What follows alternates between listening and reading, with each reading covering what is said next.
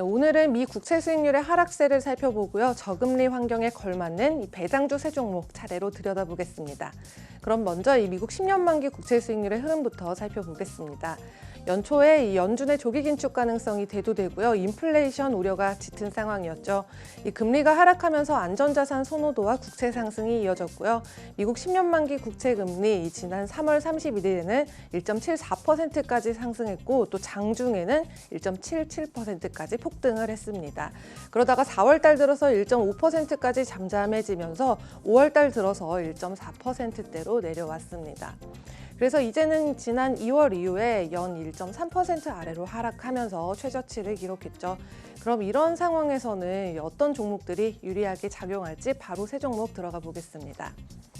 네, 첫 번째 종목은 필립 모리스 인터내셔널입니다. 우선 이 필립 모리스의 알트리아는 7%대 고배당주로도 잘 알려져 있죠. 최근 담배를 태우지 않고 가열을 하면서 일반 담배 대비 유해 물질이 95% 정도 낮아진 이 아이코스 3 듀오 출시하면서 애원가들의 많은 관심을 모으기도 했는데요.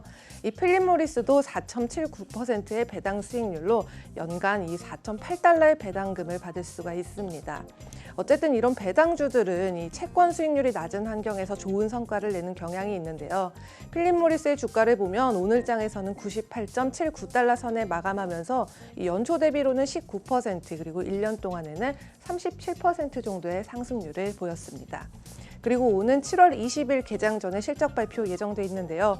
컨센서스에 따르면 매출은 이 아이코스 등의 강점에 힘을 입어서 전년 대비 15% 증가한 76억 8천만 달러 예상되고 있고요. 또 주당 순이익은 전년 동기 대비 1.46달러보다 높은 1.55달러 예상되는 가운데 이 분석가 18명 중에서 14명이 매수 의견을 보이고 있습니다. 네, 다음은 북미에서 가장 큰 에너지 인프라 기업 킨덤오건입니다. 이 기업은 약 8,500만 마일의 파이프라인 그리고 152개의 터미널을 운영하고 있고요. 텍사스 휴스턴에 기반을 두고 있는데요. 일반적으로 이 낮은 금리는 달러의 약세로 이어지는데 이는 또 원자재 중에서도 특히 원유와 관련된 기업들의 주가를 높여주게 됩니다. 그래서 주가를 보면 오늘 장에서는 18달러대에 마감을 하면서 시가총액은 417억 달러에 달하고 있고요.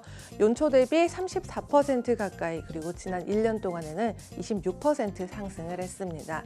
그리고 4월 분기 배당금을 주당 0.27달러로 3% 정도 인상하면서 현재는 배당 수익률이 5.82달러에 달하게 되는데요. 중요 에너지 부분에서 가장 높은 배당 수익률을 자랑하고 있습니다.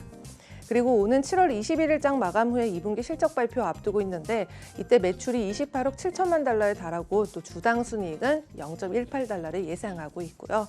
또 올해 3월 말에 330억 달러의 부채가 있었던 만큼 분석가 24명 중에서 13명이 중립 의견을 보이고 있습니다. 네, 세 번째 종목은 부동산 투자 신탁 기업인 리얼티 인컴입니다. 이 기업은 총 1억 1,500만 평방미터가 넘는 6,602개의 부동산을 가지고 있고요.